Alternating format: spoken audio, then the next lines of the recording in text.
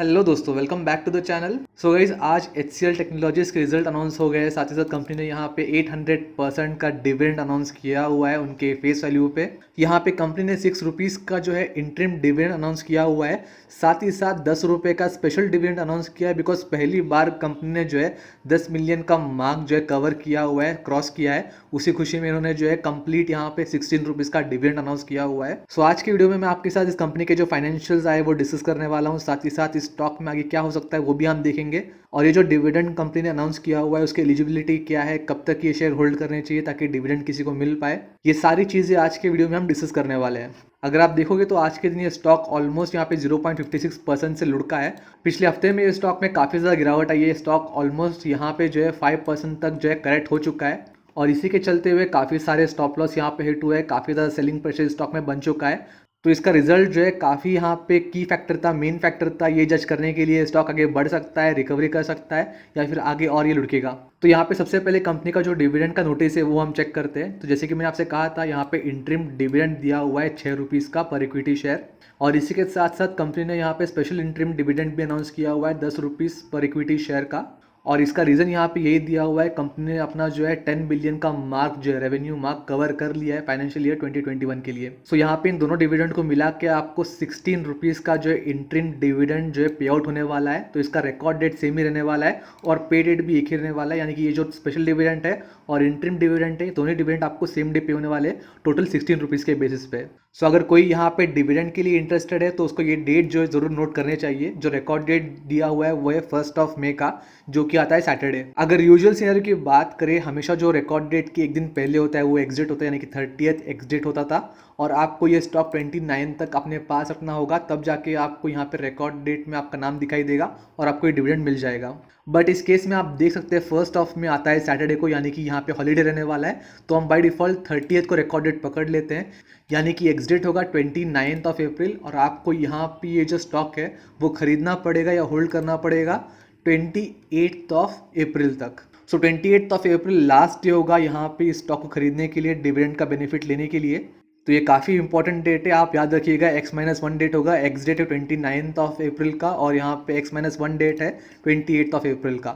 और अब आते हैं सबसे इंपॉर्टेंट चीज़ पे, जो इनका रिजल्ट अनाउंस हुआ है उस पर हम नज़र डालते हैं कि क्या नंबर्स इन्होंने शो अप किए, कितना यहाँ प्रॉफिट बढ़ा है या कम हुआ है। तो यहाँ पे आप जो देख रहे हैं 31 मार्च 2021, ये इनका रिसेंट रिजल्ट है, इस क्वार्टर का रिजल्ट है। 31 दिसंबर 2020 ये इसके पिछले क्वार्टर का रिजल्ट था, Q3 का रिजल्ट। और जो थर्ड कॉलम में रिजल्ट है 31 मार्च 2020, ये पिछले साल के मार्च का रिजल्ट था।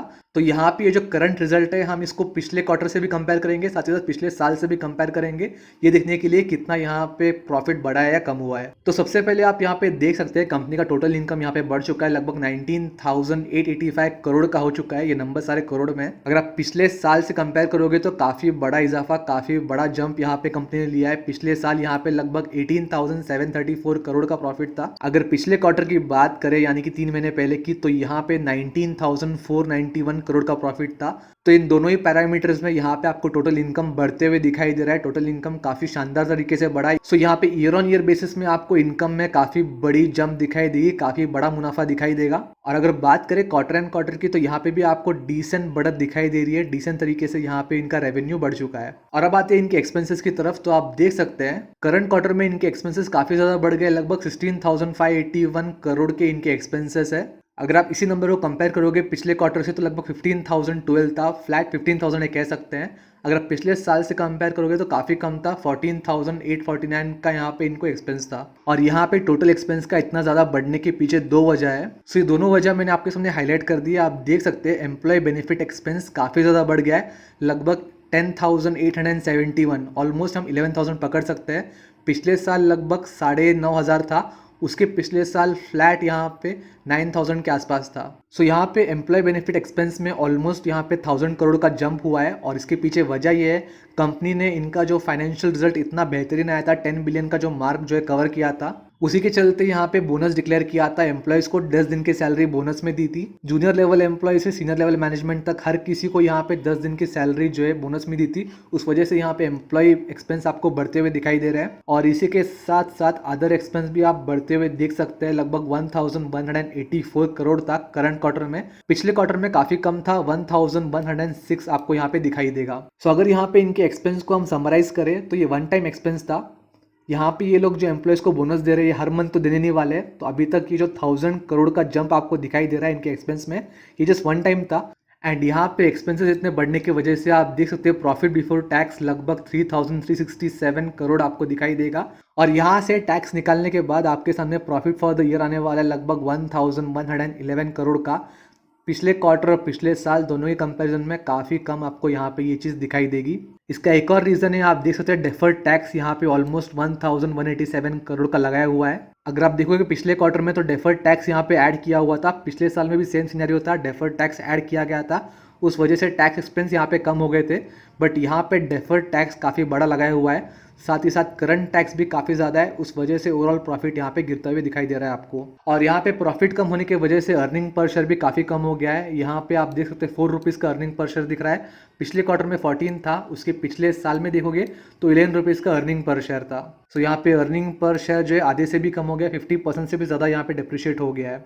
सो ओवरऑल अगर इसको समराइज करें तो फर्स्ट लुक में तो यहाँ पे कंपनी के रिजल्ट अच्छे नहीं दिख रहे हैं, काफ़ी ज़्यादा गिरावट दिख रही है प्रॉफिट में।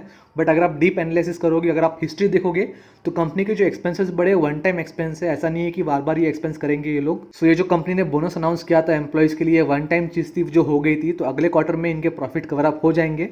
साथ ही साथ इनका जो पेंडिंग टैक्सेस थे, डेफर्ड टैक्सेस, वो इन्होंने एक साथ पे कर दिए, उस वजह से आपको प्रॉफिट में जो है यहाँ पे इम्पैक्ट दिख रहा है। बट ओवरऑल अगर देखें तो कंपनी की जो ग्रोथ है वो हेल्दी है, बिकॉज रेवेन्यू बढ़ा है, सेल्स बढ़ा है, कंपनी ओवरऑल टर्म में यहाँ पे ग्रो ही कर रही है।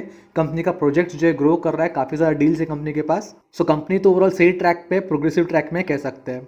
बट अगेन मार्केट जो है सेंटीमेंट्स में काफ़ी ज़्यादा बिलीव करता है, तो हो सकता है ऑपरेटर इस स्टॉक को कल जो गिरा दे इस न्यूज़ के चलते हुए। अगर कल इसमें और गिरावट होती है तो पहला सपोर्ट इसका लगभग आएगा ऑलमोस्ट यहाँ पे 930 के आसपास। सेकंड सपोर्ट इसका आने वाला है, स्ट्रॉन्ग सपोर्ट होगा ये 906 के आसपास। सो शॉर्ट टर्म में या कल के दिन ये एग्जैक्टली क्या मूव देगा, अप मूव देगा या डाउन मूव देगा, ये तो कहना मुश्किल होगा, बिकॉज रिजल्ट यहाँ पे ओवरऑल मिक्स है। मार्केट के भी सेंटीमेंट्स काफ़ी मिक्स्ड है, भले रिजल्ट अच्छे आए हो बट ओवरऑल जो नेट प्रॉफिट आया है वो यहाँ पे रीजनेबल नहीं है या एक्सपेक्टेशन से कम है। भले नेट प्रॉफिट कमाने के पीछे रीज़न काफ़ी वैलिड है कि यहाँ पे कंपनी के एट्रिशन रेट रुकने के लिए, कंपनी के जो लोग हैं उनको रिवॉर्ड करने के लिए कंपनी ने एक्सपेंस किया हुआ है।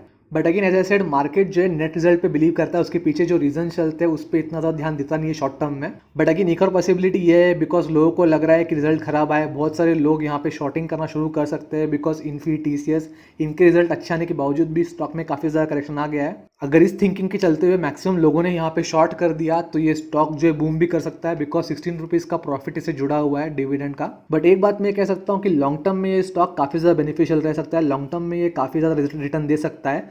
तो यहाँ पे अगर ये स्टॉक 930, 950 के नीचे आपको मिलता है तो आपको ज़रूर एक्यूमुलेट करना चाहिए, आपके पोर्टफोलियो में रखना चाहिए, बाय ऑन डिप्स करना चाहिए। लॉन्ग टर्म में ये काफ़ी ज़्यादा बेनिफिशियल रहेगा, डिविडेंड भी काफ़ी बेहतरीन दे रहा है एंड क्वार्टर ऑन क्वार्टर इनके जो रेवेन्यू है वो भी इंप्रूव होते जा रहे हैं, वो भी बढ़ते जा रहे हैं।